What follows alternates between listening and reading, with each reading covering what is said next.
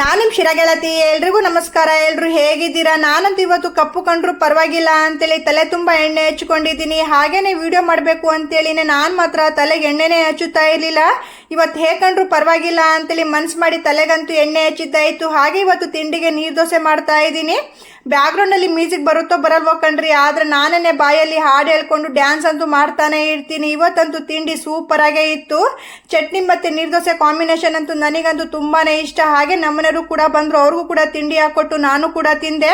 ಹಾಗೆ ಸಂಜೆ ಆಗ್ತಿದ್ದಂಗೆ ಸಿಂಪಲ್ಲಾಗೆ ಒಂದು ಸೀರೆ ಉಟ್ಕೊಂಡು ರೆಡಿ ಕೂಡ ಆದೆ. ಇವಾಗ ಬೇರೆ ಕಾರ್ತಿಕ ಮಾಸ ಅಲ್ವಾ, ಇನ್ಸ್ಟಾಗ್ರಾಮ್ ಓಪನ್ ಮಾಡಿದ್ರೆ ಸಾಕು ಕಾರ್ತಿಕ ಮಾಸದಲ್ಲಿ ಹುಣ್ಣಿಮೆ ದೀಪ ಅಂತೇಳಿ ರೀಲ್ ಬರ್ತಾನೆ ಇರುತ್ತೆ.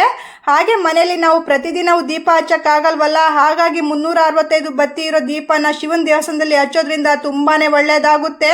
ನಾವು ಕೂಡ ಪ್ರತಿ ವರ್ಷವೂ ಕೂಡ ಹೋಗಿ ಹಚ್ಚುತ್ತೀವಿ. ಹಾಗೆ ಇನ್ನು ಕಡೆ ಕಾರ್ತಿಕ ಸೋಮವಾರ ಒಂದಿನ ಇದೆ. ಯಾರ್ಯಾರು ಹೋಗಿ ಹಚ್ಚಿಲ್ವೋ ಎಲ್ಲರೂ ಕೂಡ ಹೋಗಿ ಹಚ್ಚಿ. ಹಾಗೆಯೇ ನನ್ನ ವಿಡಿಯೋ ನೋಡಬೇಕಾದ್ರೆ ಫಾಲೋ ಮಾಡ್ಕೊಂಡು ನೋಡಿ. Thank you for watching.